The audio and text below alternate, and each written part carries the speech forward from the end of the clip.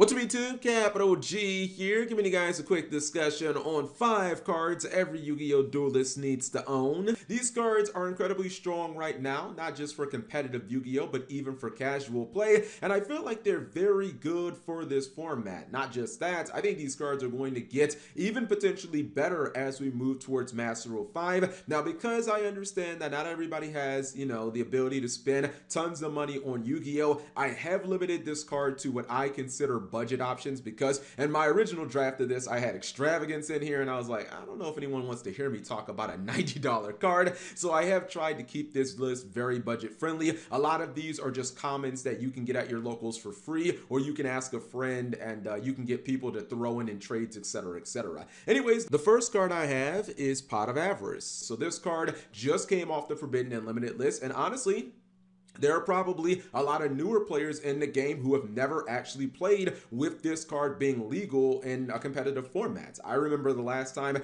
that this card was legal. I believe it was like during the 5Ds era. It was a long time ago, and I know that newer players might be kind of turned off. It's not your Pot of Desires or your Pot of Extravagance, and what I mean by that is it's not one of these draw cards that can be used as your opening play for your first turn. Draw a couple of cards and then kind of sit back, look at your hand, assess how you want to go about dealing with your opponent, etc, etc. Usually it's played in the latter stages of your turn, more similarly to something like Card of Demise, but I do think that the ceiling is higher than something like Extravagance or Pot of Desires. Number one, you get to put resources back into your deck, which is always excellent. I've noticed that a lot of break my board decks, whether they be synchro or link based, they tend to burn through their extra deck almost completely in the first turn, or a lot of times at least half of it. A lot of their most important negation monsters are coming out of the extra deck and they don't run multiple copies of those cards. Avarice allows you to put those cards back in your deck, so if your board unfortunately is broken, you have another chance of summoning some of those powerful monsters, and it doesn't actually do any short-term or long-term damage. Sometimes, you guys know, Pot of Desires, you activate the card and then it just kind of messes up your deck. You lose a key combo piece, or even with Extravagance, there is a small possibility you could banish 3 of a card. That's never going to happen with something like Pot of Avarice. And lastly, and this is the reason why I like this card moving forward, moving towards Master Rule 5, synchro strategies are going to be a lot more viable. Archetypes like Karakuri and Adamasya, they can, believe me, they can 100% resolve this card in their first turn. So I think you're definitely going to want to own a copy of Pot of Avarice. Next up is Block Dragon, and I do apologize because this is currently the most expensive card on this list, even at the lowest price. I think it's like $5 on TCG Player. And by the way, if you guys want to pick up any of these cards on TCG Player, I am technically a TCG Player affiliate. The link will be in the description. That helps me out, costs you guys nothing. Anyways, Block Dragon, sometimes people compare it to the Dragon Rulers because of how powerful this card is. The summoning conditions are very similar to some of the Dragon Ruler monsters, and when it goes to the graveyard, it provides you with massive advantage. It's a card that can add up to 3 monsters from your deck to your hand,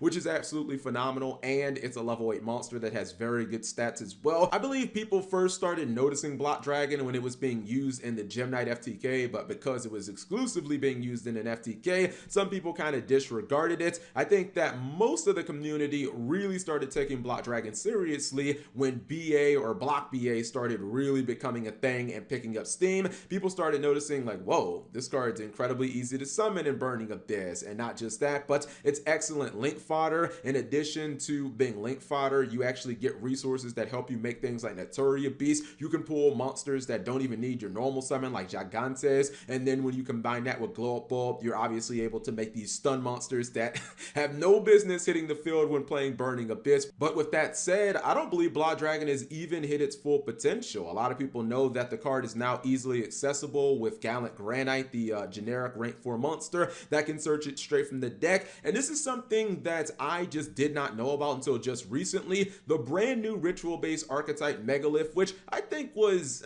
my opinion of it was, it's decent at best. They can do some absolutely nuts things with Block Dragon. Look out for some duels that I'm going to have with Block Dragon in the archetype. Just know, not only can they search it rather easily, but when they special summon the card, they can actually use it for a ritual summon with ritual monsters still in their deck because of a new spell card coming out in Eternity Code. Not just that, but when the Block Dragon is used for a ritual summon, it obviously ends up floating in the 2 more Megalith monsters, so it actually has insane synergy, not just with Burning Abyss, but even with archetypes that are just coming out, like the Megalith archetype. So I feel like it's a good card moving forward. Next up is Lady Tobug, and this card at one point was actually a little bit of money because it was like $6 or $7, but then obviously it got limited and it kind of tanked in value. Now it's pennies on the dollar. Lady Tobug is an excellent card, and it's not just because of Salamangreat. Obviously we all know how strong it is in the archetype, being able to get basically anything in the deck, and the fact that Salamangreats have been a proven meta deck for coming on a full year now, it's pretty good just to own it for Salamangreats. But I like Lady Tobug because of the fact that a lot of these other Cybers archetypes that are maybe on roguish level or trying to get to like a roguish tier 2 level, the card is excellent in those archetypes, and I never really thought that there'd be a time where Lady Tobug would go back to 3. But if I'm looking at archetypes like maybe Adagnister, my opinion of that archetype changes completely if you're telling me that I can now play 3 copies of Lady Tobug. It makes the deck more consistent, which obviously will always be a good thing in Yu-Gi-Oh! And maybe there'll be people out there who find ways to make archetypes like Marincess and Mathmax even more consistent with 3 copies of Lady Tobug.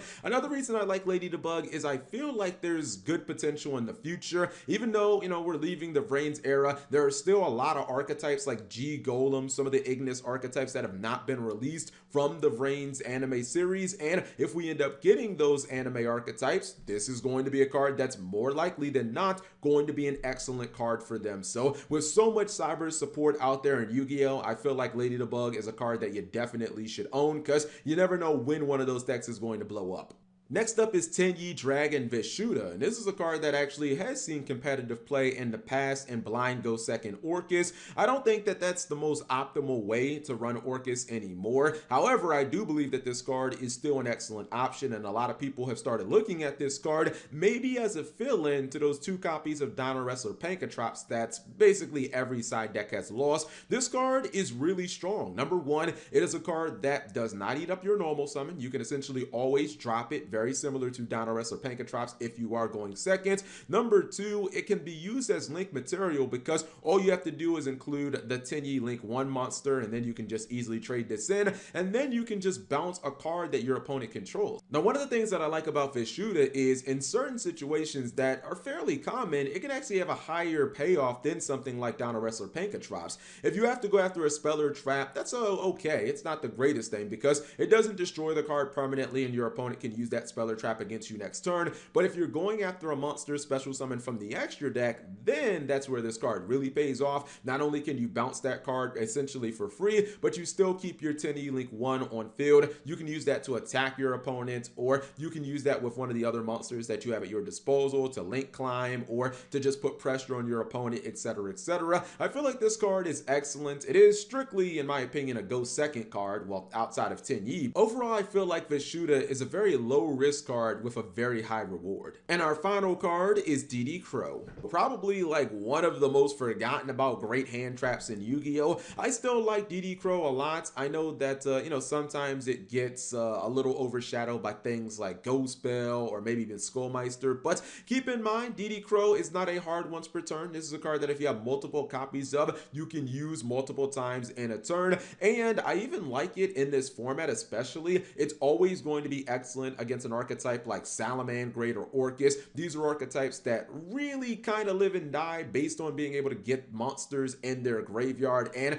if they're not able to keep those monsters in their graveyard because you banished them with DD Crow, they're not going to be happy about that. I also love it in the Spiral matchup. Let's be real, Spiral right now, they pretty much need to get Master Plan in that graveyard. That's what they're dumping in the graveyard with the Magician's Soul. If you can just go ahead and banish it the second it hits the graveyard, well, the Spiral player is not going to have a good time because I don't think there are a lot of Spiral decks running multiple copies of Spiral Master Plan. DD Crow is also technically searchable in the Spiral deck. They can easily make the rank 1 monster, the Lyraloose, recite Starling. Then they can just add DD Crow from their hand, or from their deck to their hand for free. It can be a nice disruption against the opponent. DD Crow is also pretty useful at disrupting spell and trap cards. Powerful ones like Pot of Avarice, Monster Reborn, World Legacy, succession, etc., etc. And I really don't think Konami's going to stop printing archetypes that are not graveyard reliant anytime soon. So as long as the graveyard's super important in Yu-Gi-Oh, I feel like DD Crow will be a valuable card, and you gotta have your copies. Anyways, hopefully you guys enjoyed this video. If you guys like seeing these discussion videos, let me know in the comment section below. If you guys thought that I missed out on any cards, let me know in the comment section below. Thank you guys for watching. As always, subscribe if you have not already, and turn on that notification bell for daily videos.